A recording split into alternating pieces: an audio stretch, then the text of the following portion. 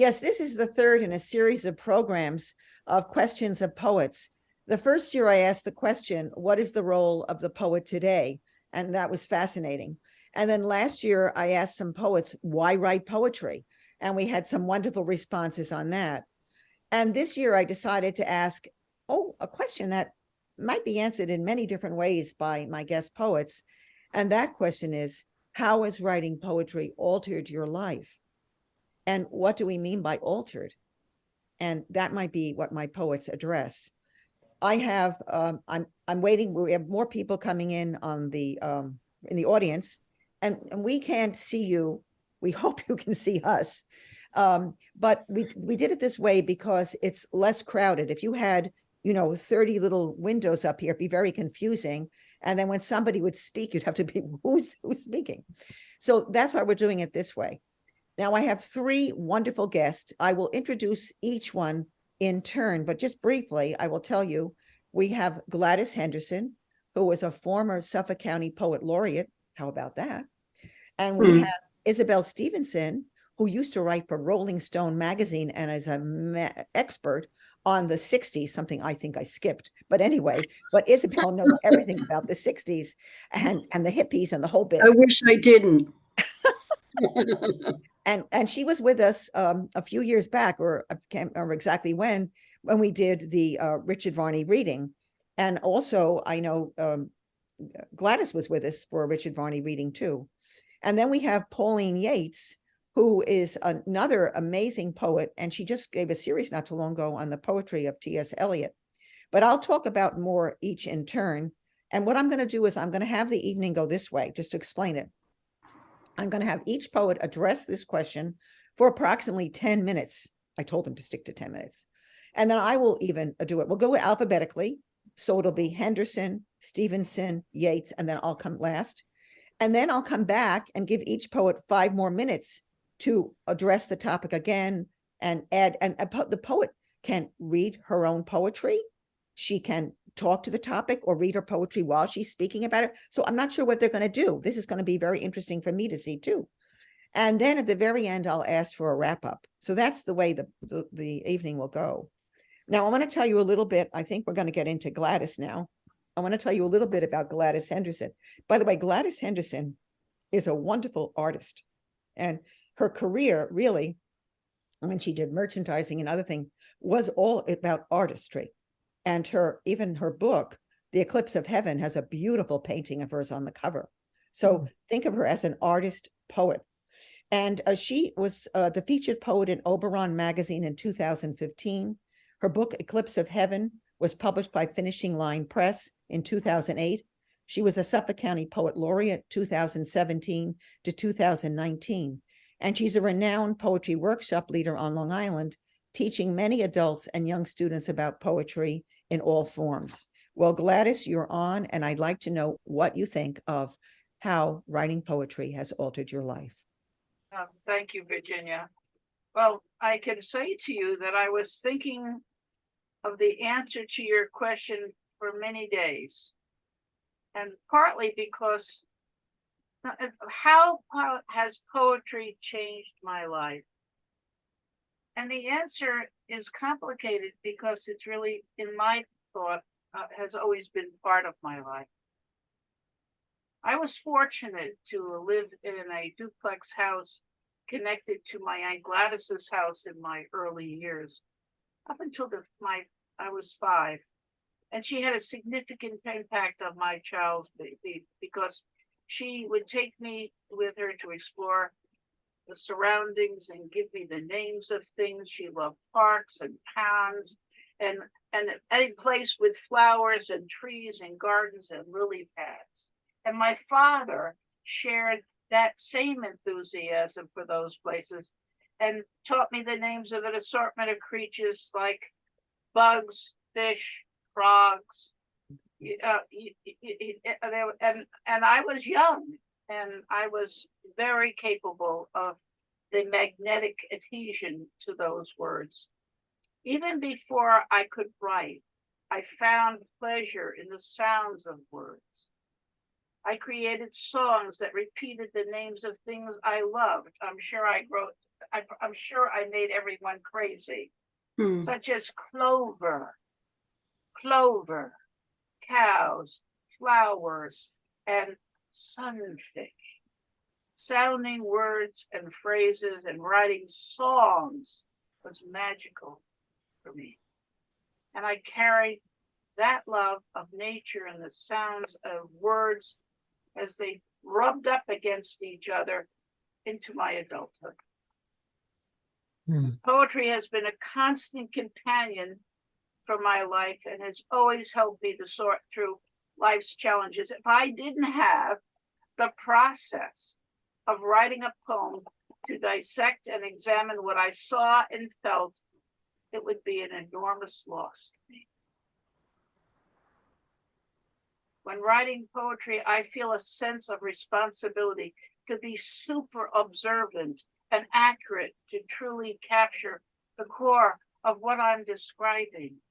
It has taught me to be more grateful for our world, and has helped me find poems even in the most mundane things. Mhm. When I write poetry, I'm determined to capture the essence of my subject matter by closely examining its physical details and emotional nuances. Poetry has taught me to pay attention, Hmm. to pay attention. So much to learn by watching someone walk away from you. Although many lines of written observations may not make it into the final poem, I feel like incorporating honesty and authenticity into my work is essential for my readers to connect and empathize with what I'm trying to convey. Writing poetry has given me a greater appreciation for the shared human experience, both the joyful and the sorrowful. And I hope to provide that same sense of connection to my readers. For me, writing poetry is a sacred experience that allows me to express my deepest thoughts and emotions in an honest and a vulnerable way. It has taught me to be more truthful in my writing and has profoundly impacted my life. And I thought I'd read you a poem before I get to the next one. And the setting is when everybody was becoming fired in companies where they were downsizing. Downsized, weary. So many miles without stopping, bailouts, buyouts, blood of co-workers on doorknobs, desks vacant, the fearful attempting to smile. And you, Father, rode across that same sea of fire, $5 bills for oars, lighting up the cosmos with your smoldering, the legacy of being expendable. Disposable at 64 and me at 54, thought I would never smile again. Sat at my desk, terrified of the ringing phone, the fatal summoning, the empty box for my belongings.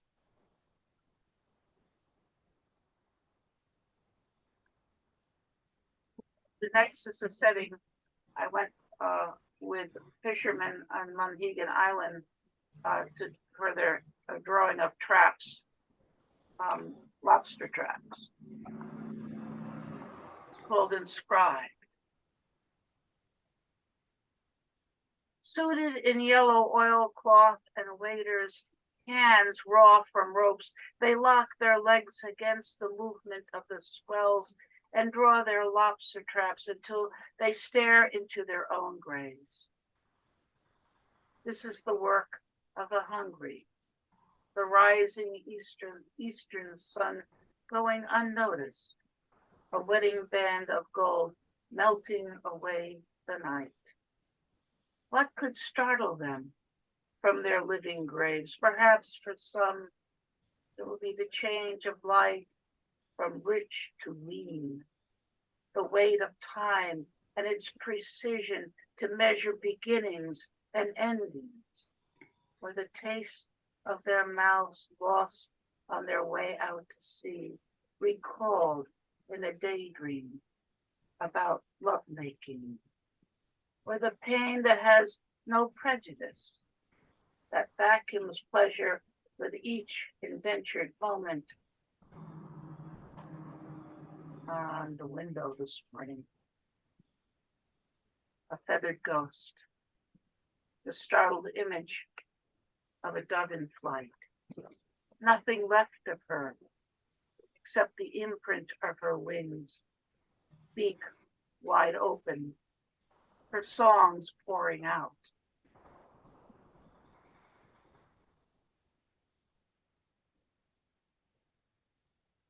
Writing poetry has changed my life by giving me an opportunity to meet and benefit from the friendship of other poets who have generously shared their knowledge and poems with me. We've collaborated on writing, attended workshops, did readings together, provided helpful feedbacks on each other's work. These individuals have become dear to me, and their creativity and generosity encourage me to be more audacious and experimental in my own writing. Some are teachers who I've learned valuable techniques and artistic direction from. Accomplished poets such as Virginia Walker, our hostess, one of my first, Vince Clementi, David Axelrod, Patty Tanner, George Hell, Barbara Nova, and so many more. I could go on and on. Poetry has made me a collector of books and a lover of poets and poetry. I have too many books. I have too many books on poetry, but not too many poets as friends.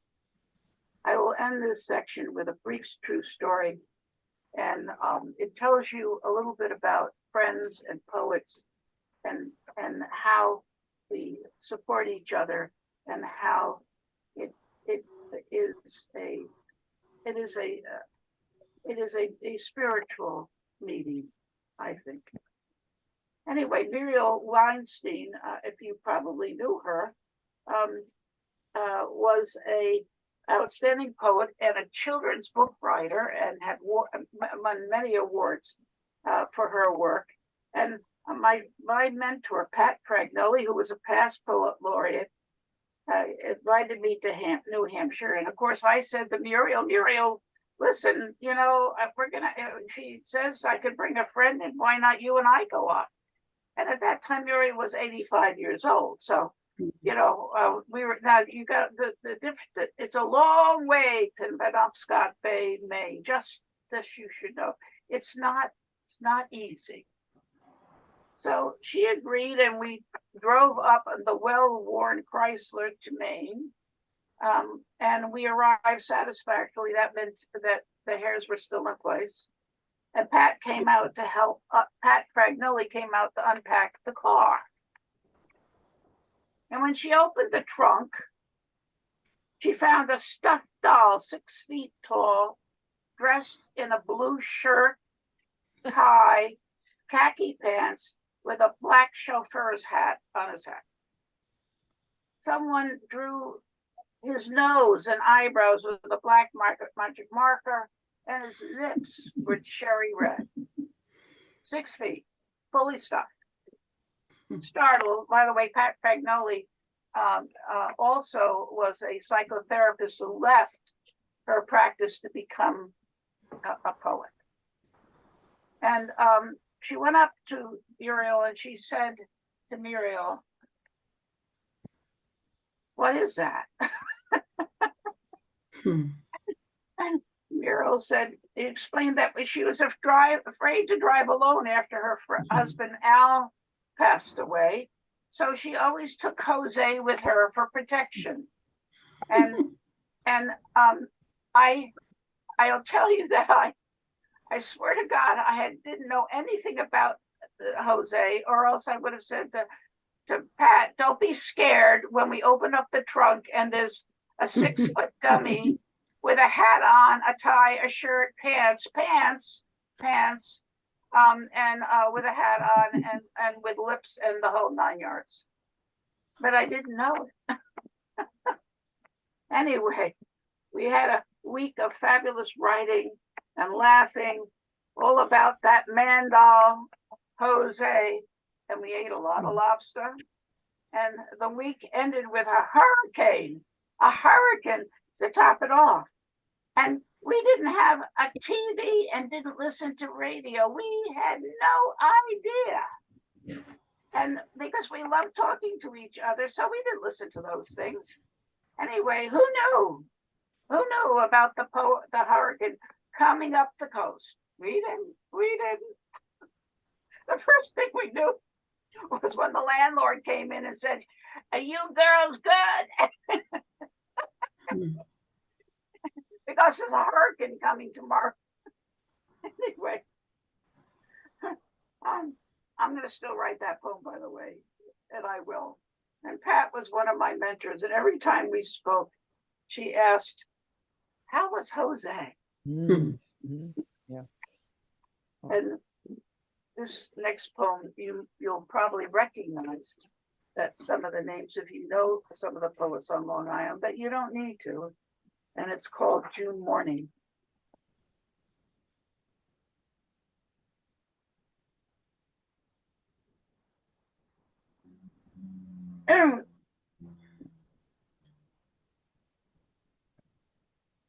June morning. This morning I awakened to see the firs across the lake deeping their colors into the satin calm that stretches from our shore to beyond the point of the visible,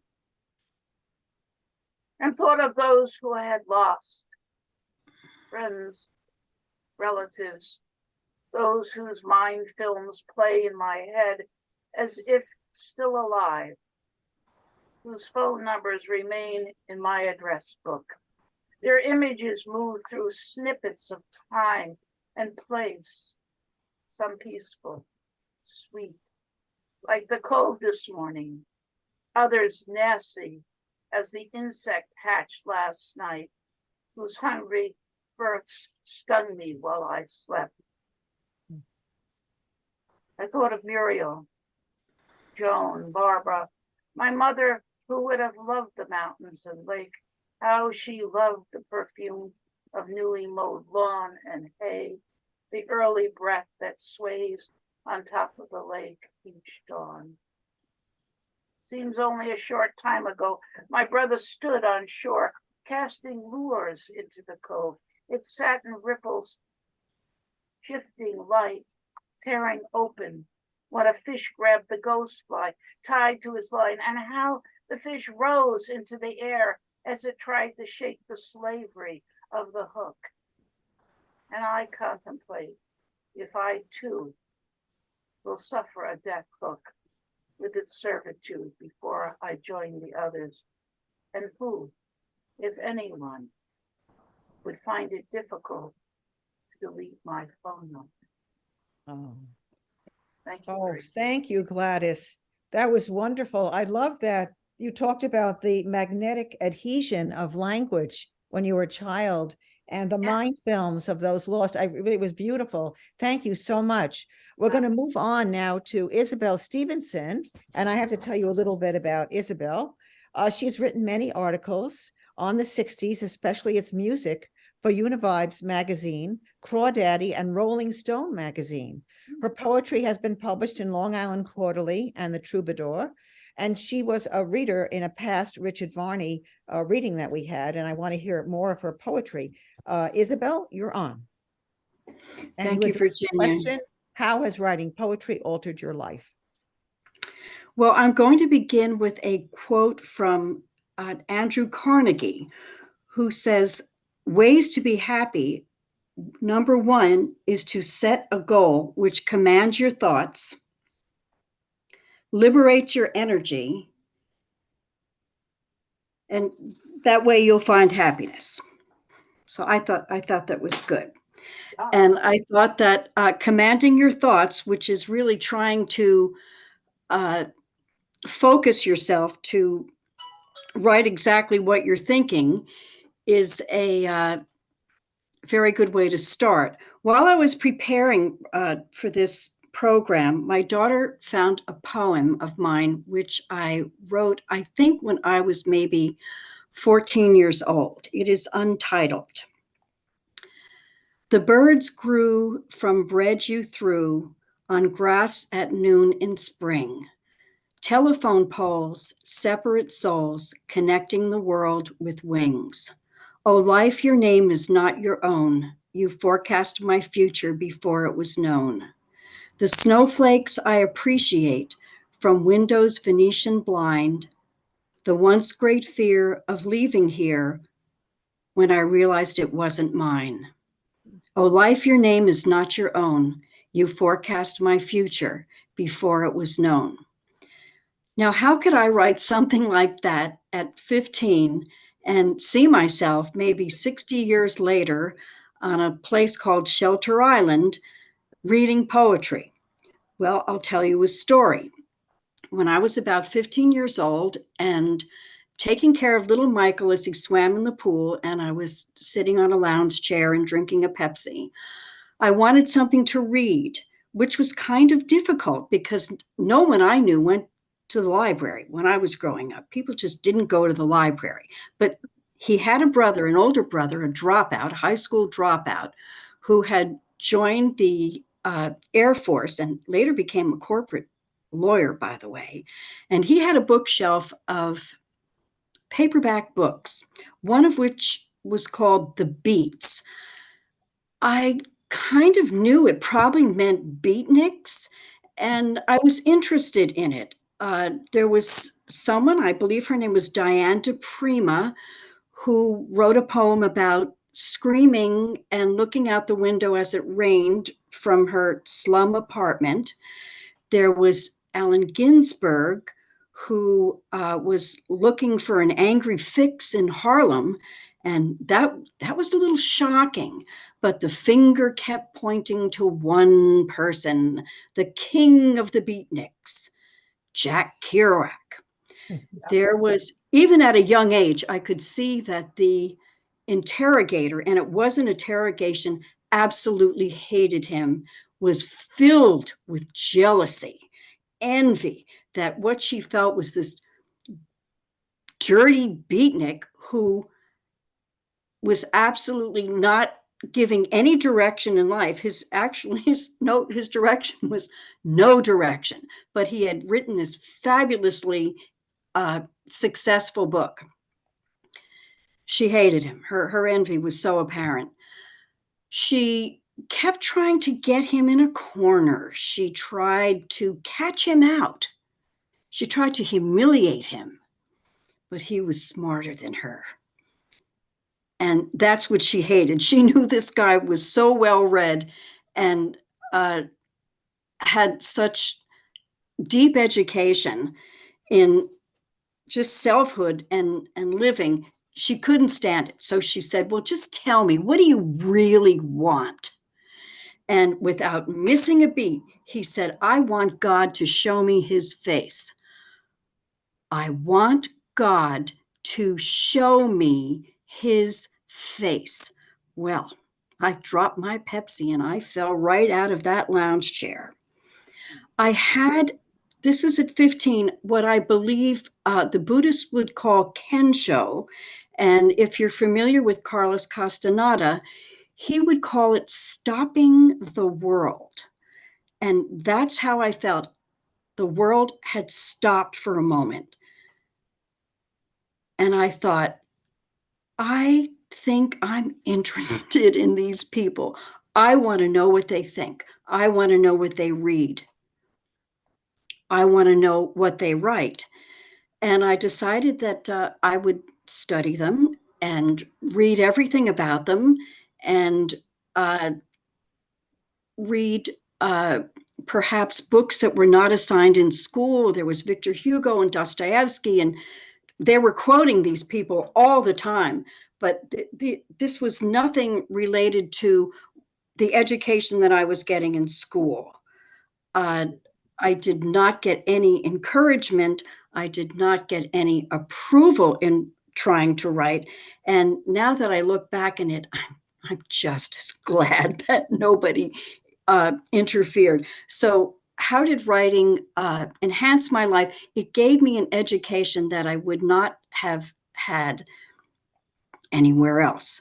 I also like that Gladys mentioned how it gave her the opportunity to pay attention to the emotional side of life, where you would see something so beautiful or so horrible or so wonderful or so horrible that you would have a reaction to it, not only for yourself, but for other people. You would empathize with other people, but you didn't know how to go about it.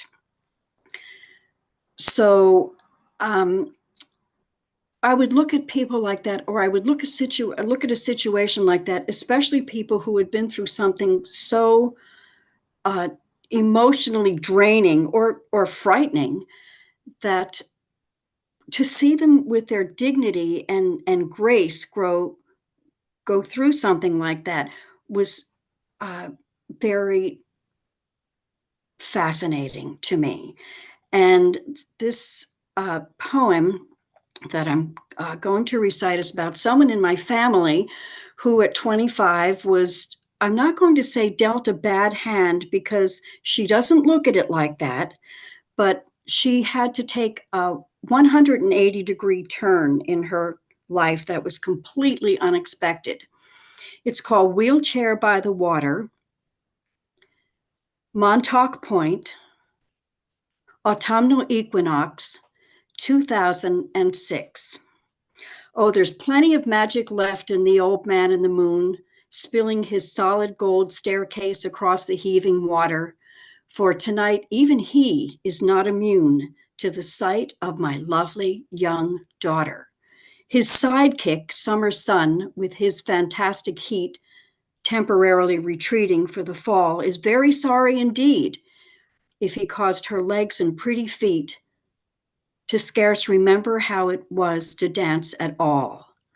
As with olive leaf tea between bouts of steroids and chemotherapy, in a sunny yellow Polish town bed, how daily broke this old heart of mine every time she'd smile and say, I'm fine.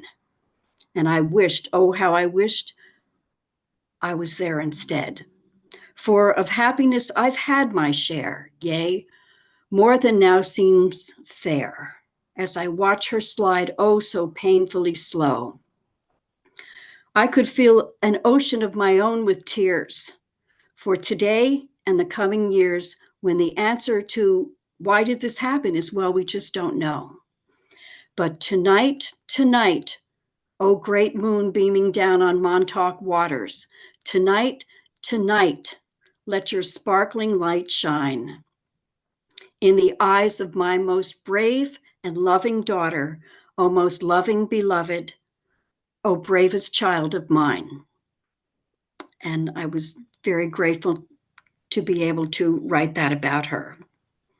So that's two ways that poetry has enhanced my life. It's given me an education that I might not otherwise have had, and given me the ability, as Gladys has said, to put into words something that you feel very deeply and are grateful that sometimes you're able to. Oh, that was so moving, Isabel. Beautiful. And I liked also what you said about being attracted to the beats and how that drew you into the writing and the reading. It was wonderful how it drew you in, that poetry could do that. And Kerouac, of course. Thank you so much. We'll come back to you later. I'm moving on now to my third guest. And Pauline Yeats is a poet, a speaker, and consultant. Born in the UK, she studied contemporary philosophy, art, and the philosophy of language and design. An award-winning fashion and furniture designer, Her furniture is in homes worldwide. I bet you didn't know that was coming. I was going to tell you that. I mean, it's amazing what Pauline has done. She's lived a number of lives. She was inspired and mentored by poets Kenneth Koch and Barbara Guest. Her book is Designed for a Human Being, Passion, Poetry, and Promise. And as I said, she recently gave some lectures on T.S. Eliot. Pauline, will you address the issue of how poetry has altered your life? I think you have to unmute yourself, Pauline. Pauline, I think you're on mute. Can you unmute yourself, Pauline? I did. Oh, good. Now you're there. You're there. Fine. Yeah. Okay. Hi, Virginia. Thank you for that beautiful introduction. I'm just going to launch right in. Robert Frost once said that as a poet, he had a lover's quarrel with the world. For me, that actually points to a deeper truth. A poet is in a lifelong great love affair with the world. It breaks our hearts. We gasp at its beauty. We linger on its nuances. It dote on its quirks with the devotion that only an obsessive lover could muster. And John F. Kennedy, unlikely resource here, but he said that poetry is a champion of the individual mind and sensibility against an intrusive society and state. And in that speech, he concluded that when power leads man toward arrogance, poetry reminds him of his limitations. It reminds him of the diversity of existence.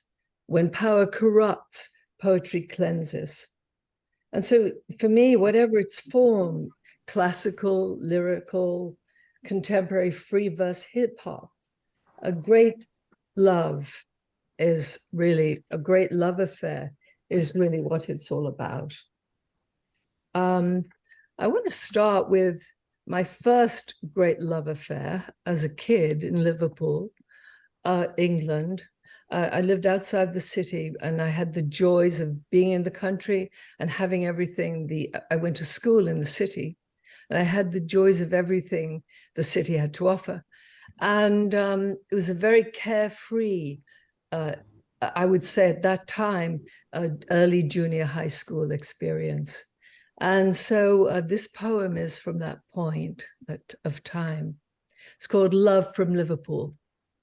We loved you, Paul McCartney, lads like you who rode on joy through poverty, shining like a totem, tough and tender working guys who knew their measure, never let a scam go by. Schoolgirls in white socks, we cut out of Notre Dame Collegiate, 12 o'clock, snuck by Sister Bernard at the gate, hopped a bus to town, lunchtime sessions at the Cavern, Mersey beat, dark with innocence. There we found an impudence they never sold in Marks and Sparks, confidence no rank or royalty could cut through, effrontery that crossed beyond the warring classes, landed on our moment, owned the future, love me do. The sisters lectured, life is hard. We never listened to a word. Gave gratitude, raised a glass. Pain could take a pass. We'd face it down with attitude. Dare to dream, dare to ask. Believe the music, that's the blast. Mm-hmm. And then at that point in my life, when my mother became quite ill, and I lost her at 18. And this is a poem, and again, this is how poetry helps us deal with life. And this poem, I started to write it at 18, and took it up later and worked it and made it what it is. It's called Dead Loss. Eyes sting, wet from salt and sleeplessness. Clothes cling with nighttime sweat. Throat cracks, dry on too much left unsaid. Skull, a spinning void, searches for a thought to fill it. Is this how deadening of loss protects the heaving heart, creates a private hiding place to hold incomprehension, gather strength for rending that will surely come? Fresh-faced resident, nearly young as I, on early morning rounds, eyes soft with empathy, throat tight, replies as to a child, yes, she really died. Your mother has truly died. Slot a shilling in an old black telephone, phone home, shed the shame that clings to broken children, called upon to speak out loud of death, and mothers called away before their time.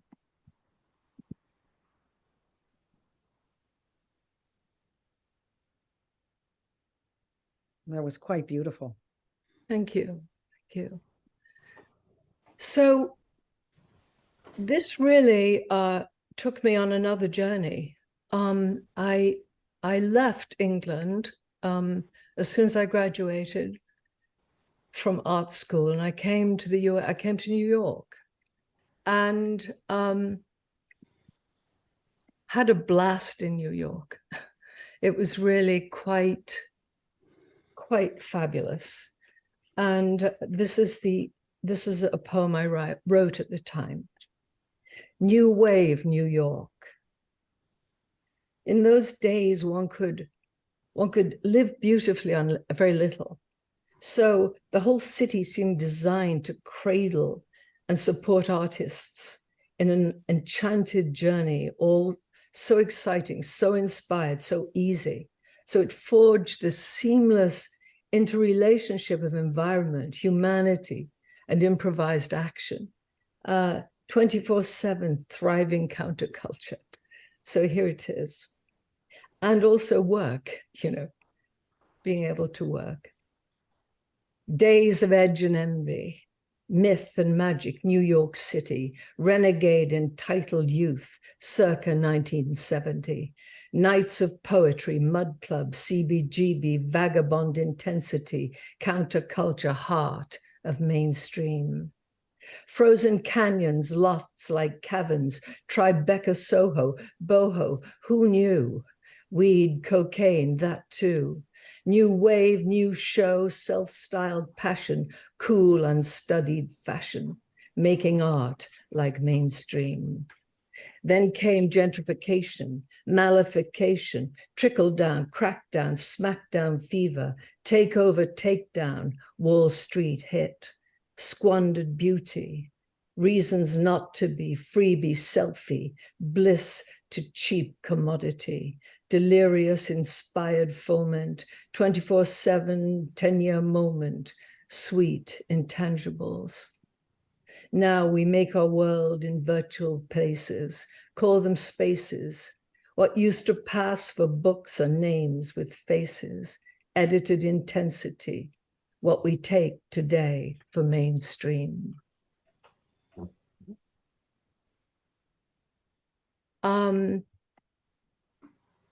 After a really incredible, exciting 20-odd years in the city, a bit more, I decided to move out of the city, still visit, but move to the country. And that's where I was at the time, through Barbara Guest, who was writing her biography at the time, I got into the poetry of just, I got really into Images poetry. So this poem is called The Music of Trees. And this one was actually inspired by T.S. Eliot's Four Quartets. Laughter hidden in the foliage. I know well those Music of Trees. Laughter hidden in the foliage. I know well those sacred melodies. They put Notre Dame to shame in Paris, rippling through cathedral forests. If you listen close in summer, you will hear the peal of tiny nickel bells about the size of July raindrops, spiking skin on steamy nights, faint frisson of ancient ecstasy. Resonance of trees appears in fall as gold and copper splinters jangling like sidelong incantations in ruffled breeze simmering in sunrise. Bowing sentinels that breathe the world in unison, sway in lissome shivers to a hushed cacophony, sacred slipstream shared in canopy, song communicated to the sky. So the study of poetry and the craft of poetry took me much deeper into a spiritual journey. And this was something I realized in meditation, what happens when you stop. You simply stop. It's called pause. If I pause before I drink, observe the light refracted in the glass, feel the glint of water cool and silken on my mouth. Oceans of 1,000 worlds move in me, our salinated source. Sun shot through rainbow crystal, absorbs in porous skin, fills dark of retina, lights an ancient universe that lives within. Summation of 4 billion years evolving mystery. When I pause, tensions of eternity, time's illusion, present, past, and future are banished to enchantment, revealing the enormity of now.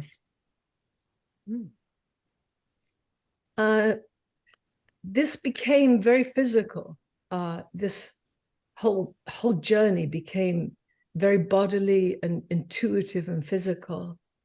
And sound became very important in this. And this poem is called Sound Body. Sound moves through me. Raindrops whispering a breath on distant leaves, harmonics brushed across my skin. I am a sultry jazzman's drum, a moment's flurry and a thrumming firefly's wing, resonates in sinew, membrane, artery, reveals an oral sensibility echoing in fluid, calcium and cartilage.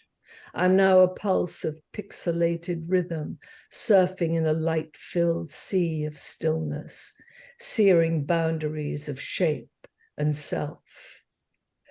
Purified in cooling fire, I feel form fall away, dissolved in loss, within an endless bliss.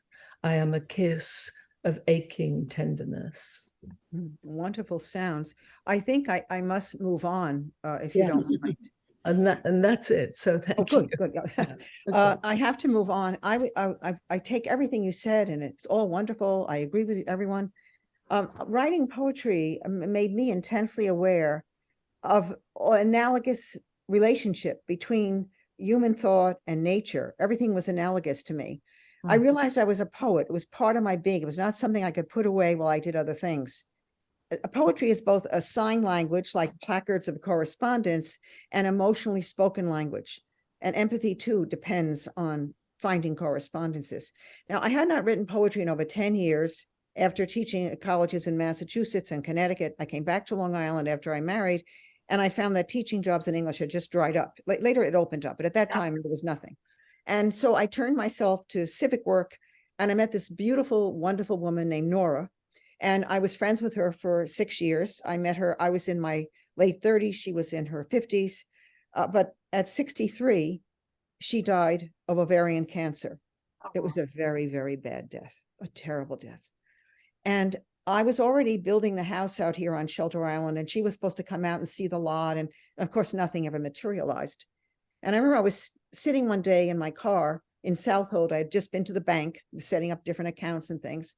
And I was sitting there in the parking lot, and I looked out and I saw something that opened the gates to my writing poetry again, and realizing I could not escape the fact that I was a poet.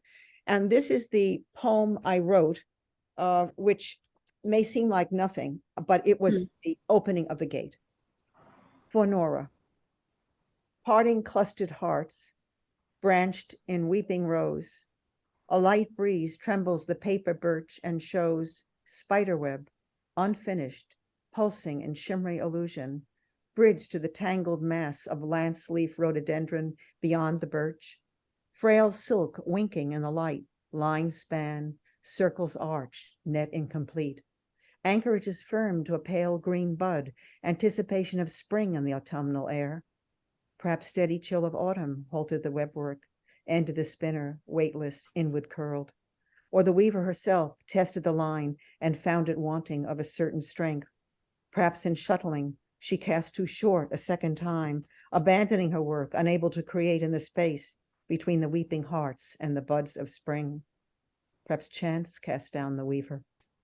Mere breath of wind. Rain or sun may have been her undoing. The uncontrollable dropped the weaver to her doom. The web snaps in the wind, flailing in time, a ragged reminder, torn network to the mind. Thoughts of her snap with a keening sound, thin wisp weaving, her life of beauty and strength in silken web of memory. Well, it seemed to open something to me. I started writing poetry. I met Jean Vosges, a wonderful poet, and Eileen Lewis, who now is Eileen Bowl and lives in Florida. Jean has left us. But these were wonderful poets. They encouraged me. We did Cablevision together. We read at Caneos together. Eileen encouraged me to put out a book, which I did. That was The Sacrifice of the Lilies. And it was the most wonderful opening of my life to an expansion of my imagination, my creative urges, which I had put aside in a kind of way of thinking, well, I don't have time for this. Well, I had to have time for this. And at some point, I was in a gallery show that Suffolk County Community College had, along with Russell Sage College. They had kind of a dual thing there. And a poem I wrote about the genocide in Rwanda was featured. It was framed and it was along with pictures, along with some other people who had been in this gallery. And I realized this was a part of me that had to be expressed too, not only the emotion of my own experience and people I knew and family, but the world outside and my thoughts on that world. And I wasn't going to be writing letters to the editor or writing essays in some journal. No, I was going to be writing poetry. And I'm going to read you two poems now, not much written much after that time, but that illustrate what I was doing then with poetry, expanding way beyond just talking about people I knew or things I'd experienced. And the first poem is called Fate. March 14th, 2011, Evine Prison, 5 secretly hanged. Of 2 out of the 5, I know something. She was a Jewish woman born in Jerusalem. He was her Christian Armenian husband. No one was allowed to claim their bodies. What had they done or not done to be hanged? Why did she leave Miami to visit Iran? Had they met on the internet through politics and love past all barriers, civil and religious? Adiva Mirza Soliman Kalimia was her name. Varjan Petrosian was his. Her family was Iranian Jewish. The charge against her, adultery. Women die easily, daily in Iran, stoned in a pit of dirt, hanged in prison. Adultery can be a glance, a broken promise, or revenge by a would-be lover. In her marriage, did Adiva bear revolt for 2 offspring of minority peoples? Or did her own family speak ill, or Varjan's internet messages doom them? Spies and adulterers are plowed into a field. Will their bones be unearthed 50 years hence? Will lovers weep then for all the lives lost, and will their bones be catalogued victims? Let me think of their love before the police, before the beatings and the gang rape, when the two, illuminated in the screen's light, wrote their secret protest of the new Persia. Adiva and Varjan, naked in their souls, drawing sustenance from their flesh and thoughts, confident in each other's glance and touch of arm, breathe in their desire a transparent world. And the next is a poem that was in the Humanist magazine in March of 2018. Ritual. A lone turkey struts on our back porch, picking at droves of sunflower seed shells, for we have been solacing the persistent birds all winter, and now it is spring. The last frozen piles of plowed snow are shrunken, dirty reminders of cold. Through the window, I can see a cluster of green fans. The ground vines are awake. I realize at this day a portent I believed once when young and obedient, especially the clock at 3. I fasted in aspiration of the sacrifice, but I questioned always. Now the world is as miraculous, but pagan. I believe in the rise of green shoots from mold. I believe in the glory of my own existence. I know the absolutes of living mortal and moral. A ritual of childhood compels me to dye ellipsoids, symbols of fertile life in beet juice, little suns in blood without the need for death. I do not slay the lone stalker to propitiate a god. But my own old fixated belief in heaven has a new virulent cascade in the world. The new rituals are destructive of human life, of all mortals who do not bow to the one true faith. The other thing that poetry not only opened this floodgates of imagination and everything, but allowed me to tap into my subconscious in ways sometimes that is still not clear to me, where obviously on some level, I had thought about something, but not consciously. But when I started to write the poetry, all this came forth. And I once jumped out of the bed. I was in Garden City at my mother-in-law's house, staying there, and I had to write something down. And I began writing The Light Ships, which is my poem about political dissidence. And the words just started coming into my mind. It's too long to read, but I will read you just the opening of what came to me and where the one was going. Yeah. I dreamed the old lightship off Nantucket once, where dangerous south shoals threatened passage in gray water, welling horizon obscuring deep's cache of bones. In the mist, the lightship's brave men struggled in nights through months to relight the lamps and proudly hoist them. In scabrous ice, every move a slide into yawing sea. These men dropped down boats for the wrecked souls, rushing into night. Moored in rips and breakers might, the lightship faced the sea alone, 24 miles off Sankaty Head, her men returning few months to looming promise of sweet, stable earth and rest. How sailors look to the lightships for safe direction. And of course, we look to the lightships of the dissidents for our direction. That's where the poem went. And but I can't, it's too much too long to read, but I'll read you something because again, your subconscious is doing these things. And I wrote this poem in the fall of 2017, and I was trying to describe skyscapes that I had seen as I would drive home from the Hamptons along the causeway going up to Sag Harbor. And as I wrote the poem, something emerged in the poem that I didn't expect. Again, from my subconscious. Almonds. A lopsided and bloodied moon leans over the bay, a large moon, a heavy weight to fall on earth. I pull my head down in reflex. In another ride homeward, I see Goya's Colossus punch a fist down from a cloud and divide a bay with silver line into 2 halves. Still riding towards home, I am pummeled by a flood from the sky, rain as heavy as bullets, as loud as tanks ascending thin bending roof. That these are omens, I am sure, but of what they foretell, I have no dreams. Yet the living air seems certain to congeal, the sword to come, and the hordes to drown us. And now I'm going to turn again to Gladys. She has 5 more minutes to contemplate this question. How has writing poetry altered your life? Gladys. You know, one of the things that you were just talking about, which I think is really quite interesting, is that the poem can speak from the subconscious and under the surface of that rippling sea, there's a whole nother sea that's creating its own spillage of froth and turbulence, and it's always there. And I always sort of say to myself, you know, where did that come from? You know, where was that?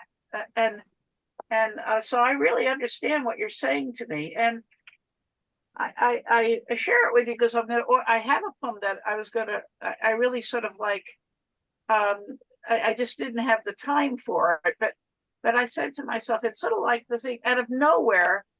I said in my mind, I said, who would speak that last person, male or female, that was jettisoned off the earth? It's the only one that survived and will obviously die. What will he or she say? Knowing that ultimately it will be the last person that will speak of a whole world that's gone. And and I wrote this, and I haven't really sent it out, probably won't actually, because it's almost not completely finished, but I'll read it to you anyway. It's called Translation Letter Number 1. Alone, adrift, all of it gone, all of it gone. Moon seed or wild matter, the white Cecily I placed in my mother's hands, all of it gone. The ailanthus of the tamarack burning in extinction's mouth. Seas and mountains on fire, a trillion miles of destruction. We were cast out into the sea of emptiness, only the stars for comfort. It smolders, vermilion fires light the heavens. We went into flame, the Gunard, Cabazon, Moraris. We're swimming in a boiling sea. How we shook when it struck. Bones from our bodies rattled away from its meat. Alone, adrift, alone, alone, alone. They played with death. We did not speak. We knew the way, but the road was washed with blood. We gathered our dreams beneath our beds and hid from the hands that live in darkness. There was a prayer we could not speak, a hymn we could not sing, alone, adrift. And what is left of me are these writings, and my corpse for your discovery. My goodness. The end of the world is cataclysmic. It's Armageddon. It's everything. And yet you make it beautiful. And the writing tells of it. Was that And it would be beautiful, wouldn't it be? Wouldn't it be so terrible, right? If you could write Look about it. back over and have your the shoulder experience and to say, describe this is Yeah. it. Yes. I'm it. Yeah, yes, you are, Gladys. And now, was that what you were going to say? Because I'll move on to who's next here again? I'm forgetting the order I said I would go in. Oh yes, it's Isabel is next. I'm sorry, what's happened to my mind here? I'm thinking what you wrote. Isabel, we're back to you. You have another 5 minutes here to say whatever you want to this topic of how writing poetry has altered your life. Well, I've learned so much from these two lovely ladies tonight. I love their vocabulary. I love the way that they define poetry. And there was one word, I think it was Gladys, that used quirky. And that is a way to celebrate quirkiness. Sometimes it's in poetry. And this is a quirky little poem. I can't even remember writing it. It takes place in 1970, and it's called Sixth Street Poem, Summer 1970. Louis owns the candy store on 6th Street, right around the corner from the Fillmore East. The door's always open, even if it's snowing outside. He likes to see people. Louis must be Hungarian, maybe Polish. She has one tooth black on the side. And every time he sees me, he says, "Hey, baby." And the Puerto Ricans, like gentlemen, step aside for me. On Saturday nights, it's like he's having a party back there. There's a jukebox glowing in the corner, James Brown popcorn. That's a favorite. The kids boogaloo in the sawdust on the floor. Skinny old Viola and her dog stop in. The men buy whiskey for her and the other women.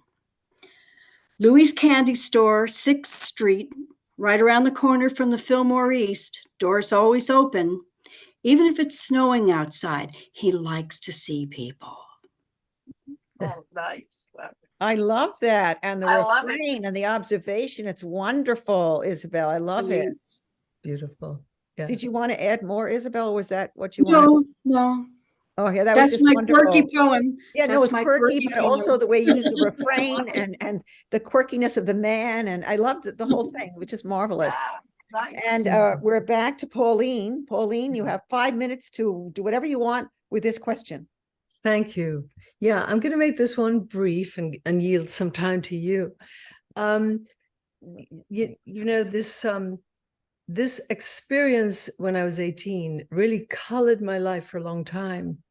And I worked my way through it actually with poetry. Some of it, you know, was kind of very young and amateurish and clumsy, but I worked my way through it. And one of the ways I worked myself through it was investigating and defining what a word is, what a word's about, what it evokes, how it carries something. And when I finally began to heal, I wrote this poem again about my mother and what ensued. And actually, having written this poem, my life turned around into a very joyful, innerly joyful space. It's called Grief. Grief, wrenching rapture, heartbreak's unexpected gift, envelop me. Ecstatic phantom journey set me free, adrift in reminiscence. Force field of loss grants amnesty, evacuates the wounds from casual incursions, releases shards of cruelty, fragments buried deep in fealty's healing fire. I want to claw back buried treasure, details insignificant for memory, find the clues to something crucial that I missed, trace a line through reverie. Grief, dedication's last communion, farewell narrative that cleaves to life, calls forth a future, devotion through the will to resurrection, final act of love. Oh, that was utterly beautiful. And I love that trace a line through reverie. It was just the sound alone. And you talked about sound earlier. The sound is such a lushness to your writing. I love it. Okay, I'm going to just kind of wrap up here a bit. The one thing, and I agree, this is Gladys brought this up, writing poetry allowed me to meet so many wonderful poets, and my life expanded, my social life, everything. Eileen Lewis and introduced me to George Held. I always consider my older brother. Now he probably thinks I'm a little brat all the time, but bothering him. But I love George Held. I met Diana Chang, a marvelous poet. I was in a workshop with her. And I also then taught her novel, Frontiers of Love, in my classes. But I met so many wonderful people. And of course, I could list all these names. I met Karen Schulte when she was in one of my workshops I did for live. Yeah, I started doing workshops, right? I had not written poetry in years, and now I'm doing workshops for live poets. And I met Karen Schulte, and I recently wrote a blurb for her new book, Black Paper Album. So that was so exciting to see that. And then Anne Hammond, I loved Anne Hammond, visited her in Maine when she moved there. And I wrote the introduction to her book, Sea Wings. So I all these relationships, had dinner this summer with Dan Moran. So all these people that I met and love. And of course, the most wonderful person of all, Michael Walsh. I did the book, Nor on Mira. I'll do a little show and tell here. Nor on Mira, my book I did with Michael Walsh. Yes. And he was the most wonderful poet. We understood each other completely. We used to meet at the Golden Chopsticks restaurant in Point, and we would laugh and we would just go over the poems and what we were going to do. I think people thought we were like running away together, but of course We were just good friends. We loved poetry. And I remember I used to ride home from those meetings on air, like, how do I get home? It was so wonderful to work with him. Yes. And I drove him a little bit much. And I think it was Mindy Cronenberg who told me it was okay because he probably wouldn't have done the book without you. But 6 months after the book came out, Michael died. It was the most unbelievable thing that happened. I had to go on alone without him. And again, poetry helped me. I'm not going to read the poem. I did that another time that I wrote about Michael. But my point is, poetry, as you're all saying, has helped me through traumatic times, healing times. And I'm going to do something that's unfair, but I'm going to drop a new raw poem on you, because that's what poets do. They share. Yeah. And of course, this is a little bit long, so I've got to get it in. But it's something from the summer. It's probably not quite there yet, but I'm going to give it to you anyway. Yes. On Northbridge, Concord, Massachusetts, August 26, 2023. Standing on the gentle rise over the flowing water, I wonder where the souls intent on freedom have gone. We are a docile populace, even when our liberties are constrained, when our native freedoms are crimped by the excessive rules decreed, we are told to protect us by the new aristocrats of power, elected and unelected. The Minuteman stands high on a pedestal across the way, half in sunlight, half in shadow. I cross the bridge and stand beneath. I look up at his calm face, a boy's face, and yet a man's, ready to defend not only his crops, but his autonomy, his individual arc of action. He and his neighbors, men and women, knew where their crops came from. They were close to the earth, their labor visible to them. Few today see the simplicity of our freedoms to think, to act. They are lured by convenience, TikTok distractions. Instead of reading Bunyan, Milton, Cicero, and Thucydides, then dreaming of a fair country, free of despots and sin, they might just gang up and beat senseless a bus driver. To the Minuteman, rock-bed right was as clear as the river flow. The statue erected 100 years after the rout of the King's Men, that mad king like our own now, suppressing rivals with twisted laws and sycophantic press, genuflecting to collectivist dictates. Another 100 years, still tranquil, the meadows surround. What will be the scene 200 years from the placing of the statue? 50 years from now, what will be sacred to the sleepless fool? Will the statue be set upon by anti-fascist fascists? Will the meadows and park building be torched by thugs? In the dress of hooded thieves? Will they be driven back to the muddy margins by individuals owning their own liberty? Will the anti-imperialists protect the hallowed ground? Will reason prevail over the mob instincts of the postmoderns? Emerson's tribute to the shot heard round the world understood freedom's cause that the next generation might be free. I look up at the Minuteman, his calm resolve. Sunlight flashes from the river, and I imagine musket fire, which the freedom fighters faced. From the flashes of river light, from the shadows moving swiftly, I take a resolve to stand as he. His is a bronze signal, both hard metal and fiery conception. Leaves underfoot soften my walk back to the bridge. Our documents of birth, our declaration, our constitution make possible our walk under the sun, protected from plunder, from tyranny, from mad king's excesses. Yet now I doubt if the spirit of the Minuteman will revive. I'm going to wrap up now. I'm going to ask Gladys, any final thoughts? No, Final thoughts, except Gladys. thank you so much, Virginia, for giving me the opportunity to spend a great night together.